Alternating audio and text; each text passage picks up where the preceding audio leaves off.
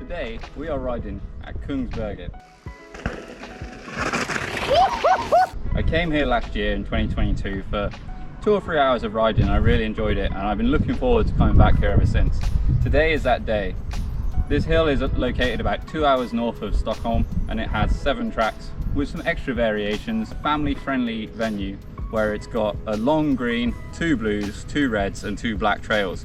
But not only that, it has this great little skills park so you can see what level you're at before you start riding. There is also this super cool feature in the warm-up green area that you have this lift that is used obviously in skiing most of the time, but they've actually enabled it for riding, so you can come up and lap these 3 short tracks really easily. We did record as I was doing this, but it was a bit windy so we didn't use it, but it seems like a really good solution to be able to get someone up and down a short bit of hill to see how they are. It's super easy to use. I'm making it look a lot more difficult than it is because I'm going slower than I want to be because I'm trying to talk into a camera while riding. But super fun feature. So when you reach the top of the belt lift, you'll see you have bus parking to the right and then 2 more to the left. So we're just going to pedal on up here and just take a roller down. So we're just going to roll through here. So it's got a nice bit to work on pumping. And then for those of you that want to work on your whips, you can go in there. And again, a little pump up. And then 4 rollers here to just push through. So when you come here for the first time, it's definitely worth just having a little roll down here to see how you feel before riding. A little lay over there. And it's such a great moment for kids to have a little train, just work out their level, and then you know that they're safe to start on the green trail up the hill. So we're back at the top of the rolling lift again, and we're going to take on number 2. Now, this one's all full of flat corners, so it's a great skill to practice on. You want to try and be off the brakes as you go around the corner, adjust your speed so you're confident. And again, it's perfect just to send kids or new riders alike down, and then a bit of a little bumpy section so you can test out your suspension before you start. And we'll go back up again and just test out the last one.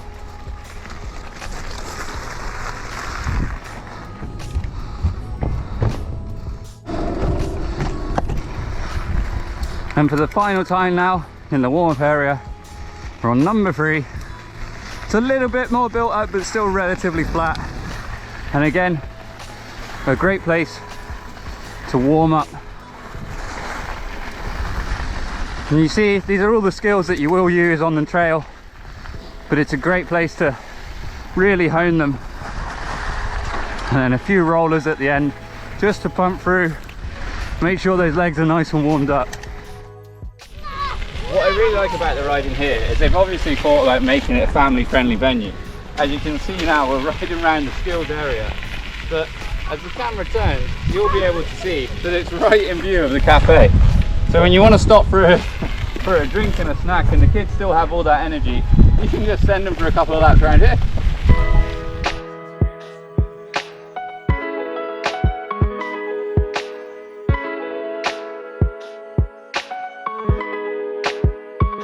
For you experienced mountain bikers, this might not be the thing. It's a very good addition to a park and something that I thought would be really useful at many other parks in Sweden.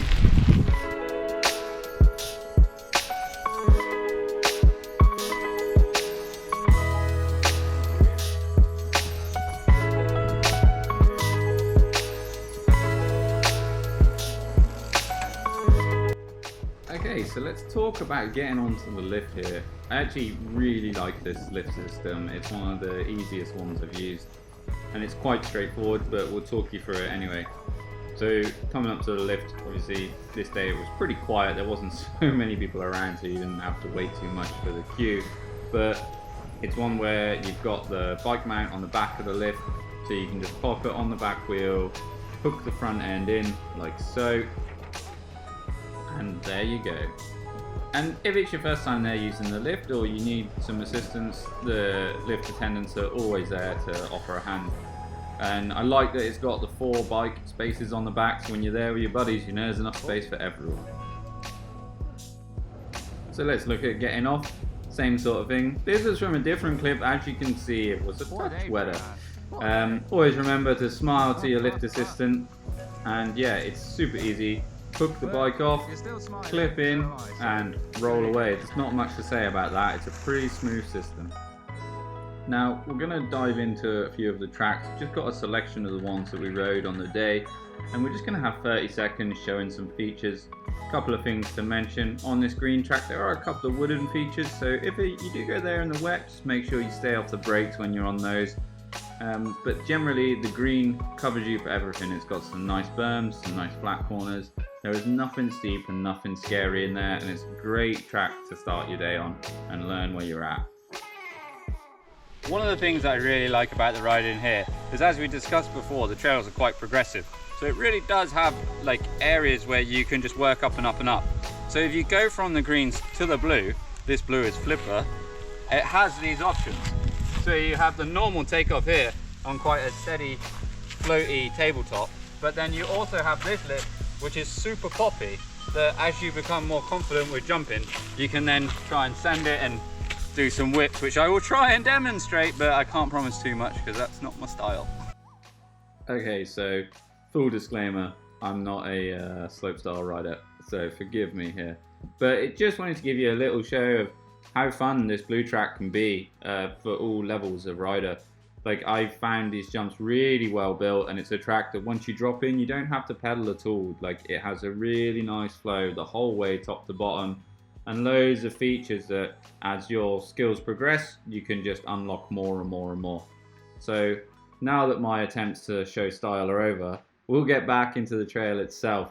And then here I caught up with a couple of the local lads and just flowing this between the downpours of rain, and you can see how well it's built here and how well it's held up to the rain.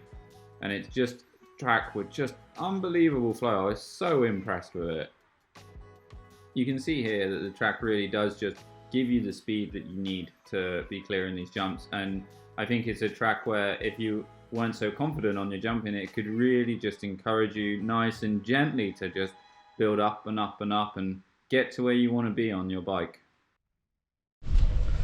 So we're just coming down the blue run then, and we caught up with Eddie and Ville, 2 of the Kungsberget Groms. How are we doing, lads? We having a good day? Yeah. Cool. So what's your favourite thing about riding here? The people, the weather. Yeah. The weather's not guaranteed. I like the jumps. Yeah, the jumps are sick, right? Slash. Yeah. Are you clearing all the jumps on Slash? No. Oh no, I've got to do that today. I've not done that before, so that's today's challenge. They are pretty big. Yeah. It's your local park, so if you could tell anyone why they should come and ride here, why would that be? Du kan svara i svenska, om du vill. Man kommer hit, har kul, tar med folk och sånt. Ja, Ha bra. kul bara. Bra. Tack så mycket. Well, boys, we will do another lap together, I guess, and yeah, thanks for your info on the park.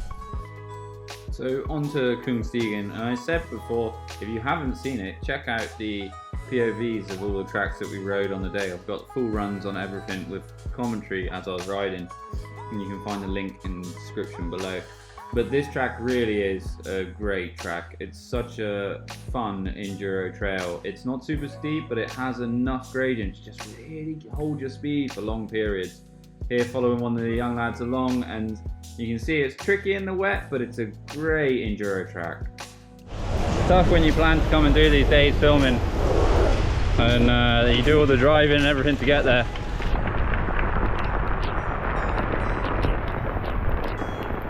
But we persevere. Now, after the rain, we dropped into NM and you can see there's a bit more like standing water on the track. And you know, when it's dry, you can really tear through this, but when it's these conditions, you gotta take it gentle. But this is another great track. I think this would be a gem in any Sweet Cup enduro race, and a place for a proper enduro rider to come and train. definitely. So you can see the park is really covering all bases with their tracks. That was pretty wild in these conditions. So the last track that we're going to show you today is Slash. I tried to run on it a minute ago, but there's a lot to unpick, and just want to get a nice clean full run to show you everything. But it's got a pretty decent qualifying feature, a couple of big gaps straight out the gate. So yeah, I'm going to give it the beans. Okay, so finally on to Slash. You got this short start and then a bit of a pull for the first gap, and it really is a qualifying feature, so you know that you're at the level of the track. Then it also has some really steep technical stuff, which in the wet off the back of one run, I have to say was quite difficult.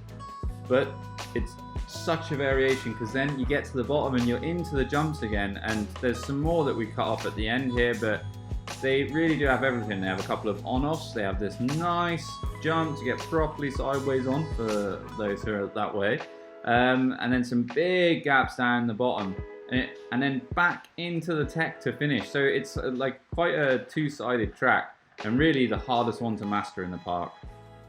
So that's our day done here at Kungsberget, and I have to say I am really impressed. Last time I came here it was a bit of a rush and we just did a couple of hours riding, but today, in a rain stopped play kind of day where the lift was shut for an hour because of thunderstorms, we still managed to rack up 40 kilometers and over 2,000 meters of descending. And the tracks, like, there's two ways to look at it. You have tracks that are really good training for like people that are racing, and you also have tracks that are just fun for riders that, so local to me in Stockholm, you have these tracks that are really fun, but they're a bit short, and some of these tracks really have the same sort of characteristics but are much longer. So that's really nice to do.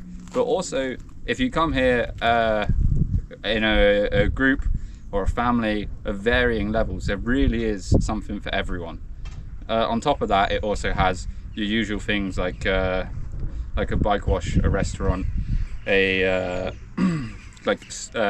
outdoor hut, so you can have a little fire and a barbecue, or grill as we say here. But yeah, I thoroughly recommend coming to ride here, and if you've done all the usual spots, the normal places, and you haven't ticked this one off, it's in the same sort of place, so come and check it out. It really is worth the trip. I promise you, you won't be disappointed. There's a lot more here that I need to explore. I will definitely be coming back. Thank you for watching, and if you've made it this far, please like and subscribe. It really helps out. And yeah, if you do come to Kungsberget, it wouldn't hurt if you mentioned that you'd seen it on the channel. Thanks very much.